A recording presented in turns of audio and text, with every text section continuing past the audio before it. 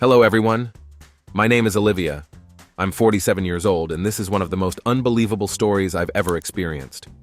Even now, I'm not entirely sure how I feel about it, but I can't stop replaying the events in my mind. I'm an ESL teacher, and one time a mother angrily approached my coordinator to complain about the grades I gave her daughter. The odd thing was, I had given the student an A+ because she was highly responsible, aced her monthly exam, and actively participated in class. Apparently, the mother was upset because she didn't expect her daughter to be such an exceptional student. But she was, easily among the top 5 I've ever taught. Shaking my head.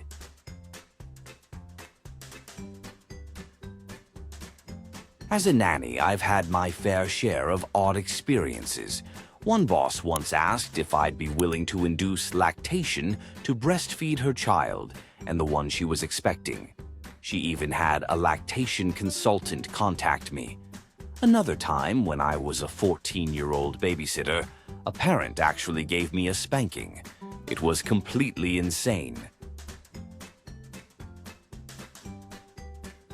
I work in the film and TV industry.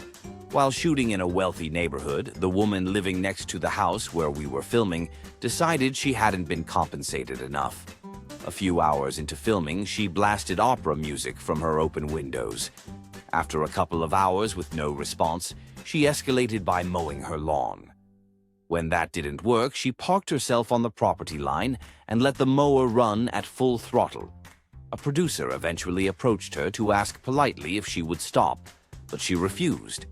I don't know how much money she wanted, but it was clearly too much because he walked away, shaking his head, telling the sound crew there was nothing he could do. Later that night, my boss decided to retaliate by setting up 10K lights, extremely bright ones, and directing them at her windows.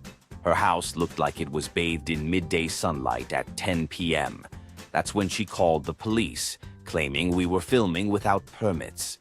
The responding officer saw that we had on-duty police handling traffic control, grabbed a snack from the craft table, and left. We turned off the lights around 1 a.m. because, despite everything, we weren't monsters. Here's an unusual one. I work in politics, and part of my job was presenting updates to the board about advocacy groups, including the issues they were addressing and their major donors. One of these groups had George Soros as a key donor, so I included him in the list alongside others in a PowerPoint presentation. A staff member accused me of being anti-Semitic for naming Soros. I was baffled because I thought the false narrative was that he had Nazi ties, which is clearly untrue. HR got involved and I was forced to apologize, even though I come from a Jewish family that fled Germany in the 1800s. Afterward, whenever Soros was a donor, I simply wrote major donor instead. When a board member asked who the donor was, I refused to say. The same staff member figured it out, accused me again of anti-Semitism for omitting his name, and no one stood up for me because they were afraid of her. Eventually, I took a buyout and found a different job.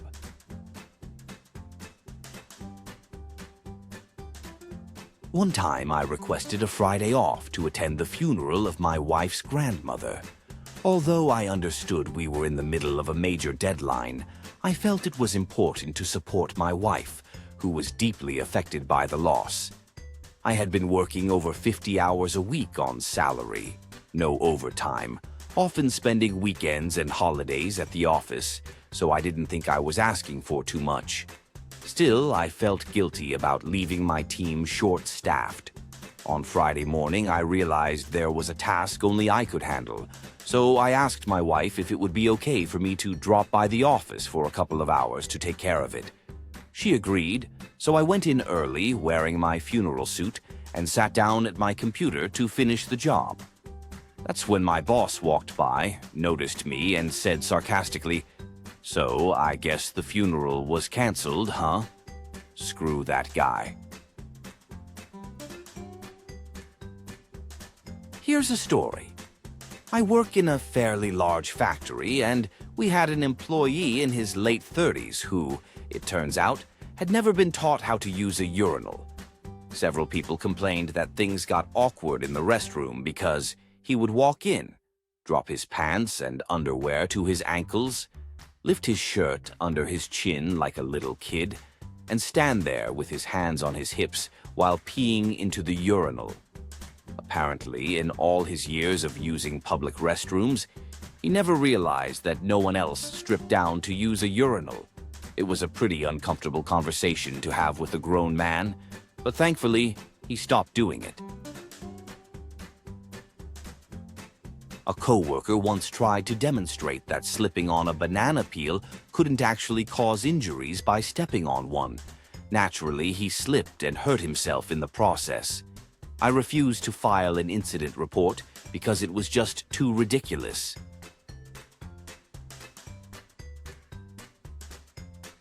A coworker once held one of the company trucks hostage until my boss paid him $100 he was owed from his paycheck. He even sent her a Google Maps pin showing where the truck was parked in the middle of downtown.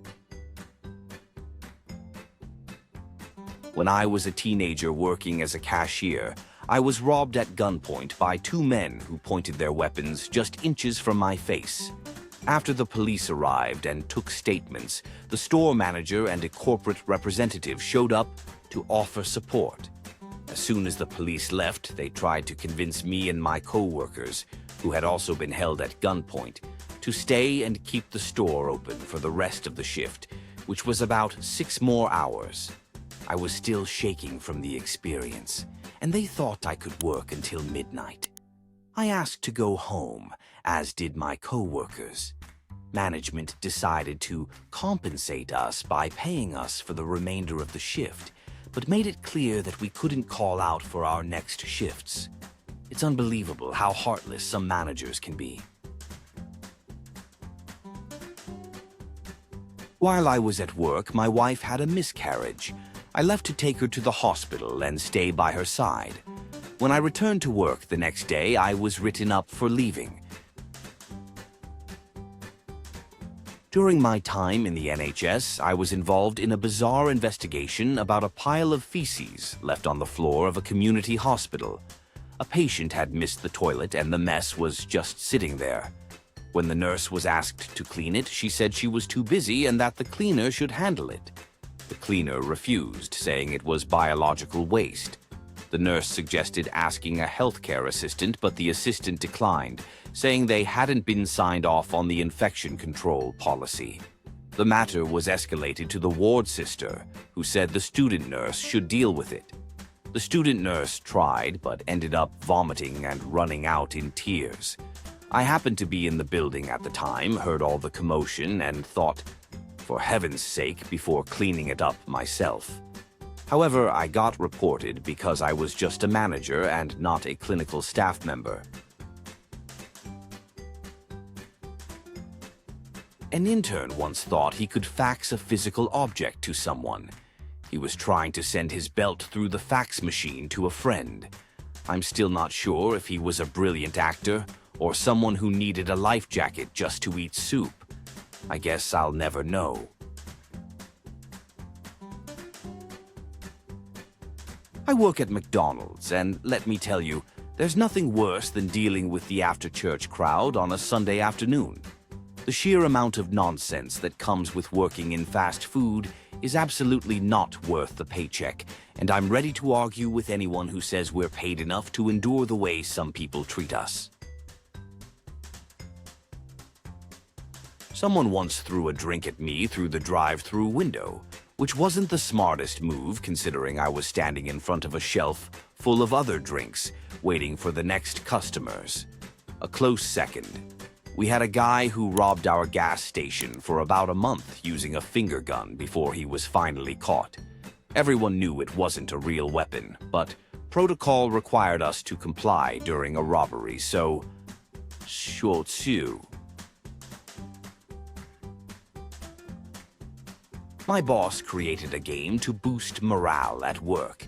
It involved rules like calling each other by certain nicknames or challenging someone to a game of rock, paper, scissors.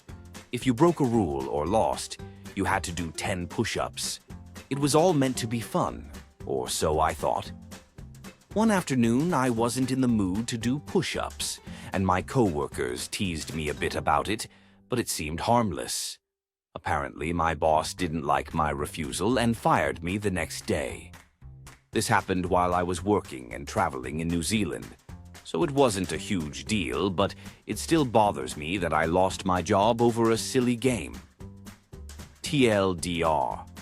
Got fired for not playing a pointless game unrelated to my actual work.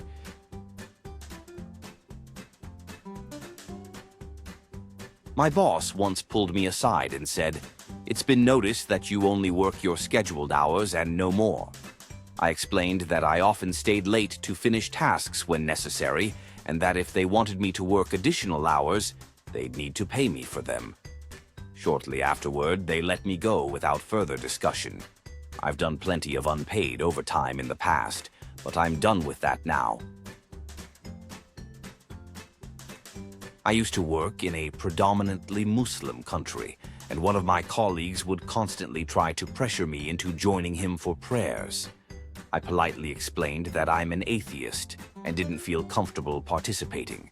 He complained to HR, and I was given a warning for disrupting the workplace sanctity by expressing anti-religious views.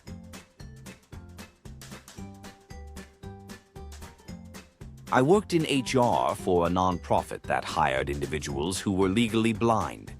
One day, 2 employees got into a fight. One was partially sighted while the other, who was completely blind, was swinging his cane. There were 4 witnesses to the incident, but since they were all totally blind, none of them could provide an account of what actually happened.